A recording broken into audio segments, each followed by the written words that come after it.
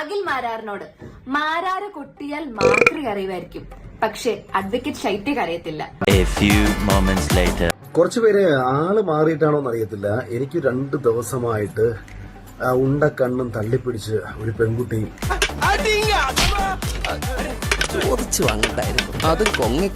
ഈ ഉണ്ടക്കണ്ണ് തള്ളിപ്പിടിച്ച് ഇങ്ങനെ അതെനിക്ക് തോന്നുന്നു എന്തോ കണ്ട് പേടിച്ചതാന്ന് തോന്നുന്നു കേട്ടോ.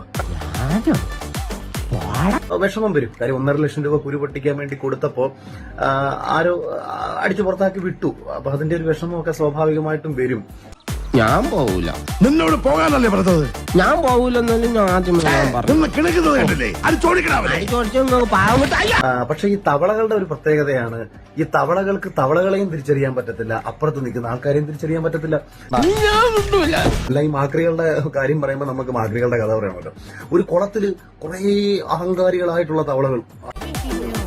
ഇപ്പൊ ആനയുടെ മസ്തകത്തിൽ ഇരുന്ന തവളയെ നോക്കിയിട്ട് താഴെ കിടന്ന തവളയുടെ കൂട്ടുകാരൻ വിളിച്ചു പറഞ്ഞു, ചവിട്ടി താക്കടാ നായിന്റെ മോനെ പാതാളത്തിലേക്കുന്നു.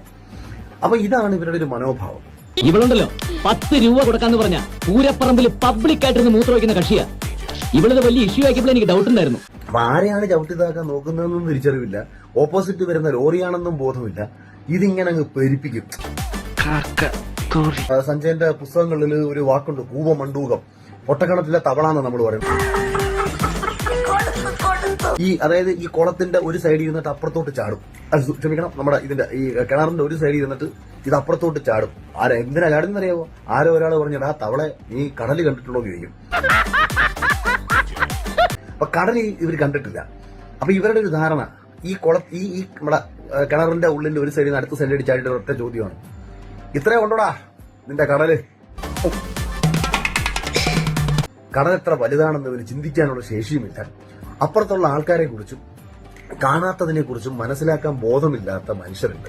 ചെറിയ വട കൊടുത്ത് വലിയ വട വാങ്ങിച്ചു. വിജയിച്ചില്ലെന്നുണ്ടെങ്കിൽ പൊട്ടി പൊട്ടി കരഞ്ഞ് ജീവിതം വേദനിക്കണു കേട്ടോ, മനസ്സ് വേദനിക്കണു. Please subscribe my channel.